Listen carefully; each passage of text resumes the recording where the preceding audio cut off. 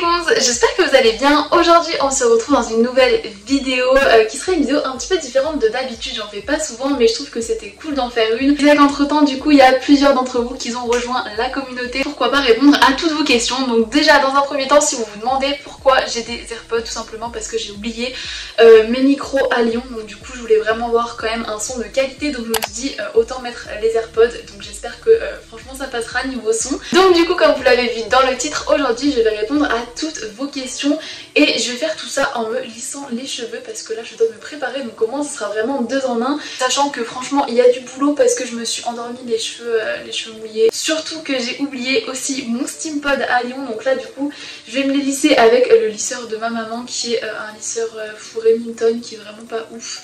En fait quand vous connaissez le Steampod, après passer au Remington c'est vraiment pas top, mais bon je vais faire avec ce qu'il y a. Donc j'ai mon ordi juste ici et donc du coup je vais répondre directement aux questions. Question de Aurélie qui me demande du coup j'adore tes vidéos, où tu en es avec tes études. Vous avez dû sans doute le remarquer, mais c'est qu'en ce moment je suis beaucoup moins active sur YouTube et franchement ça me rend genre trop triste parce que j'ai plus le temps de filmer. Du coup je suis en alternance chez JL Events. Donc JL Events, je sais pas si vous connaissez, c'est un grand groupe en fait qui organise en gros des événements. Donc du coup moi je suis chargée de m'occuper en fait des réseaux sociaux du groupe. Dès qu'il y a des salons, dès qu'il y a des expositions, tout ça, je suis chargée en fait de faire de la communication sur les réseaux sociaux. Du coup c'est vrai que c'est vraiment enrichissant parce que je connaissais pas du tout ce domaine un petit peu d'événementiel et là ça me fait vraiment découvrir plein de choses. Donc c'est vraiment cool, mais c'est vraiment aussi beaucoup de travail. Du coup ça me change beaucoup de l'année dernière parce que voilà je dois à la fois gérer l'école et l'alternance. Pour le coup en ce moment je fais quand même des grosses journées à l'entreprise, donc ouais franchement quand je rentre j'ai vraiment pas le courage de filmer une vidéo, mais franchement il faut vraiment que je me fasse un planning et que je m'organise parce que je suis sûre que c'est faisable. Mais voilà, je pense que là c'est les premières semaines un petit peu d'adaptation, donc voilà. Et donc du coup j'ai même pas répondu à mes études. Donc je suis, je vous l'ai déjà dit je crois, mais je suis à l'INSEC Grande École à Lyon en majeur marketing. Mais une question de Oyane et aussi de Hugo. Je me demande du coup quelle est ma marque de vêtements préférée. Comme vous savez j'adore faire du shopping et franchement c'est vraiment quelque chose qui me rend réellement heureuse. Vraiment je devrais retenir une marque, c'est House of City, et pour le coup c'est vraiment pas une marque chez qui je m'habille souvent, mais je trouve vraiment tous les vêtements magnifiques. Mais c'est vraiment cher, donc House of City est vraiment trop beau.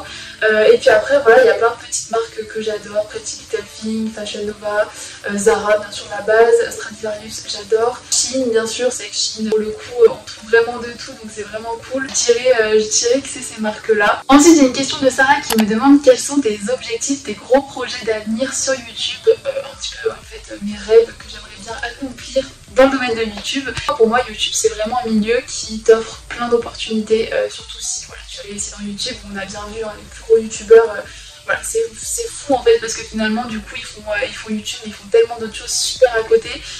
Donc c'est vrai que j'aimerais vraiment que ça marche et je vais vraiment me donner à fond hein, mais c'est vrai que là du coup c'était une période un petit peu compliquée à gérer, mais j'ai vraiment pas l'intention d'arrêter YouTube, donc je vais encore me donner à fond. Moi j'ai plein de rêves, j'aimerais vraiment collaborer avec de très grandes marques pour pourquoi pas voilà, faire ma propre collection avec eux, ou alors tourner une pub. Ça c'est vraiment un de mes rêves depuis que je suis toute petite, j'aimerais trop réaliser une pub. Enfin, franchement j'adore, je sais pas moi, présenter une émission télé, voilà je sais pas, plein de petites opportunités comme ça me plairait vraiment trop. Un de mes rêves sur YouTube, et clairement j'aimerais vraiment que ça évolue comme ça, c'est que ma chaîne en fait évolue aussi un petit peu plus, se diversifie en contenu tout ça, et que je fasse aussi des contenus voyages avec voilà plein d'opportunités, pouvoir vraiment vous partager mes aventures, mes voyages. Et franchement ça bien sûr voilà il faut du budget, donc j'espère qu'un jour ce sera possible parce que vraiment j'ai vraiment comme projet de pas mal voyager et j'espère que je vais pouvoir le partager avec vous. Ensuite j'ai eu pas mal de questions, est-ce que tu fais du sport etc. Comment tu fais pour t'entretenir entre guillemets, et je vous avoue que franchement c'est vraiment un gros objectif et il faut que je me remette au sport. Clairement là depuis la rentrée je fais aucun sport, les seules séances que je fais c'est quand je rentre chez mes parents. Par exemple là j'en ai fait une ce matin, mais ça faisait clairement 2 semaines que j'avais rien fait, donc je sais pas si ça sert à grand chose, mais c'est vrai que franchement je vais pas vous mentir, je fais vraiment aucun sport en ce moment. Le corps commence à un petit peu devenir flasque, donc il faut vraiment que je m'y remette. Mais voilà c'est vrai que ça rejoint ce que je vous disais au début, c'est qu'en ce moment en fait j'ai pas le temps quoi, et donc du coup bah ça me culpabilise. Mais bon, faut vraiment que je trouve le temps. Mais sinon quand du coup je fais du sport, je fais souvent du fitness, voilà, des exercices en fait de musculation classique clairement. Mais je fais aussi voilà mes propres exercices, voilà, je me fais un petit circuit et je fais du sport. Le sport il faut être régulière et malheureusement moi en ce moment c'est vraiment pas le cas. Et ensuite j'ai un petit message de Charlotte que j'adore, qui est une copine que je me suis faite du coup à l'INSEC cette année, qui me demande c'est quoi ton secret pour toujours avoir la positive attitude. Et franchement figure-toi que c'est pas du tout le cas. C'est vrai que des fois je me force à vraiment essayer de rester positive, pas trop stressée, essayer de voir voilà plus égale plus comme dit Léna. Je vous cache pas que moi je suis vraiment une stressée de la vie de base, et donc justement des fois j'ai plutôt du mal à relativiser et j'ai tendance en fait à stresser.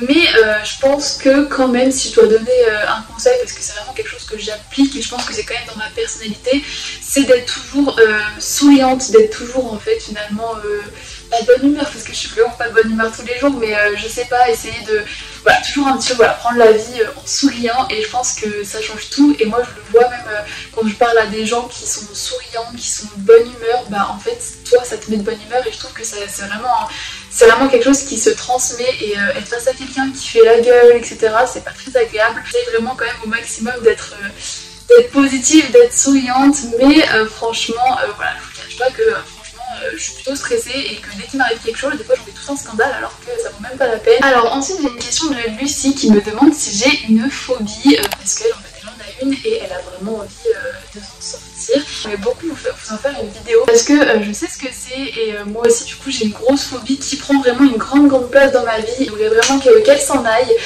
Donc oui, du coup bah pour te répondre, j'ai bien une phobie comme toi. Donc voilà, c'est vrai que je pense qu'on est vraiment pas les seuls. Perso voilà, je suis hémétophobe, donc ceux qui connaissent pas, j'ai la phobie du vomi. Et ça depuis vraiment des années, et je vous jure c'est vraiment un très gros handicap. Enfin là voilà, j'en parle avec le sourire tout ça, voilà, mais c'est vraiment très difficile à vivre au quotidien. Je pense que si vous êtes dans le même cas que moi, ou même si vous avez une phobie en général, vous savez de quoi je parle. Et c'est vrai que il faut vraiment là que je me prenne en main, et je vais essayer de tester l'hypnose parce qu'on m'a dit vraiment que du bien de ça. Donc je vais vraiment essayer parce que là j'en ai marre, et ça m'empêche de faire beaucoup de trucs. Voilà, j'ai plein de petits tocs, même d'hygiène etc.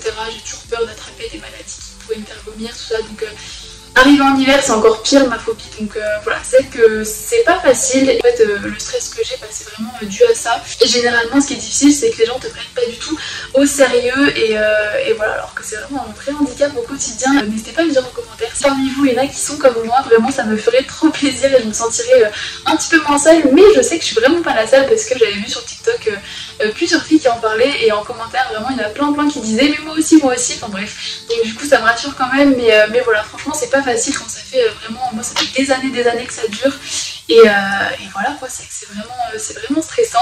Mais bon, j'espère qu'avec le temps ça ira. Ensuite j'ai une petite question qui est: quelle est ta pire honte? C'est que ceux qui me connaissent savent que je suis vraiment très maladroite, et je fais souvent des grosses gaffes. Voilà, je tombe facilement, je fais des gaffes en fait, tout simplement. Donc j'en ai vraiment beaucoup. Une de mes plus grosses hontes, ça a été la fois, ouais, je vais raconter je pense celle-ci. Même si je suis sûre que c'est même pas la plus grosse, mais je vous jure que là il n'y en a pas trop qui me viennent en tête. La plus grosse honte, ça a été durant mes années à TC à Grenoble. En fait je rentrais chez moi les week-ends avec ma grosse valise, donc du coup le vendredi en fait j'emmenais ma valise en cours. Jusqu'à là tout va bien, sauf que du coup donc je suis allée manger comme tous les jours au self, où j'ai déposé en fait ma valise sur le côté parce que clairement j'avais pas me la trimballer pour manger, sauf que j'ai oublié ma valise dans le self. Donc du coup je suis allée après à l'amphi, enfin bref tout se passe super bien. Et puis à la fin de l'amphi bah, je capte que j'ai oublié ma valise au self, et puis je me dis bah c'est pas grave, je vais aller juste la chercher et puis basta. Sauf qu'en fait quand j'arrive je vois vraiment un monde fou autour de ma valise qui est totalement ouverte avec toutes mes culottes de sortie, enfin, c'est vraiment une catastrophe.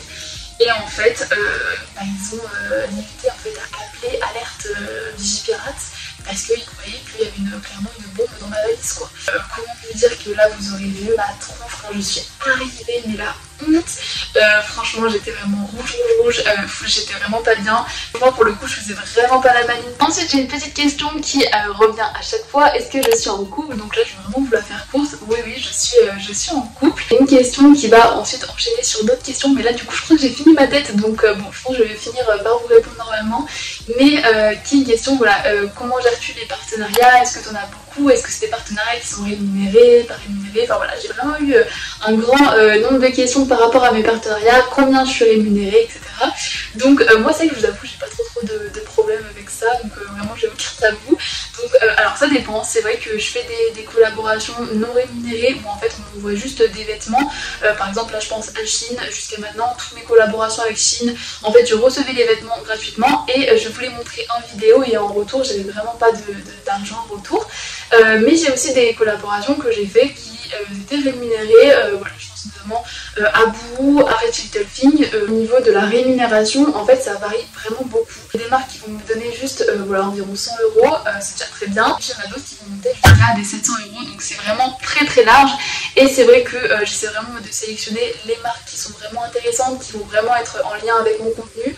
C'est que je vous cache pas que c'est quand même très utile et je suis vraiment contente quand je fais des collaborations avec des marques que j'aime bien, parce que voilà, en retour j'ai un petit peu d'argent et ça me permet en fait d'investir, que ce soit bah là du coup dans une nouvelle caméra. Je vais bientôt acheter le dernier iPhone, donc normalement la qualité sera vraiment bien, donc j'ai vraiment hâte. Du coup dans le même style j'ai eu aussi pas mal de fois la question, voilà, quel est ton salaire sur YouTube, etc.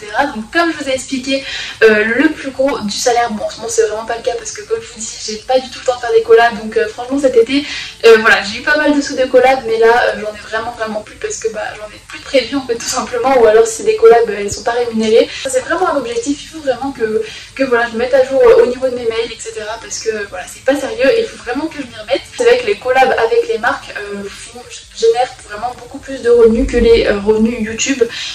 Donc voilà, en général, moi c'est que comme je vous dis ça varie vraiment. Si vous voulez une idée, clairement en moyenne une collab que je fais payante est généralement autour des 200-300 € en moyenne, à mon échelle bien sûr, parce que bien sûr les grands youtubeurs c'est beaucoup plus, mais voilà, à mon échelle c'est ça et pour moi ça me va très bien. Ça c'est les collaborations et à côté de ça j'ai YouTube qui me rémunère en fait tous les mois en fonction des vues que je fais, etc.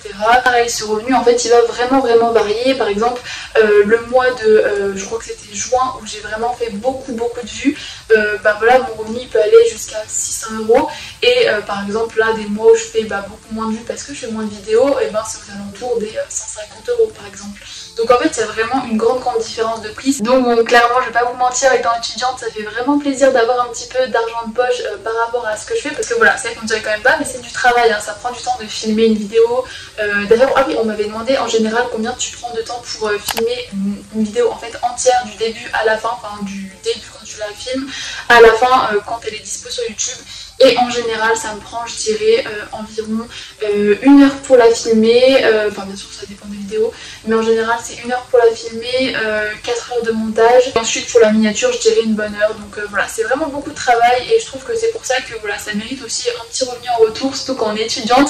Franchement je dis pas non, donc du coup voilà pour ça. Et voilà, c'est comme je vous expliquais, YouTube le petit point négatif c'est que c'est vraiment pas stable et d'un mois à l'autre vous allez vraiment pas avoir le même salaire. Donc je trouve que vraiment pour vivre de YouTube il faut vraiment avoir beaucoup d'abonnés, parce que voilà, sinon ça peut vraiment varier. Bon écoutez, je suis désolée, j'ai pas répondu à toutes les questions parce qu'après là la vidéo va vraiment être longue et beaucoup trop bavarde, donc à chaque fois que je réponds à une question je mets vraiment mon temps, donc vraiment désolée. En tout cas ça m'a vraiment fait trop plaisir de filmer, je vous avoue que ça m'avait beaucoup manqué. Et voilà, là je reviens avec une petite vidéo à la cool, voilà, où je suis juste posée sur mon lit et je vous parle, je réponds à vos questions et franchement ça m'a fait trop plaisir. J'ai pas répondu à toutes vos questions, n'hésitez pas à me refaire un petit DM sur Insta et je serai ravie de répondre à vos questions. Vraiment sur Instagram j'essaie de répondre à toutes vos questions. D'ailleurs pareil sur YouTube, hein, si vous avez une petite question je vous y répondrai directement en commentaire. Et puis écoutez, voilà. Donc je vous dis à la semaine prochaine pour une nouvelle vidéo et je vous fais vraiment à tous d'énormes gros bisous.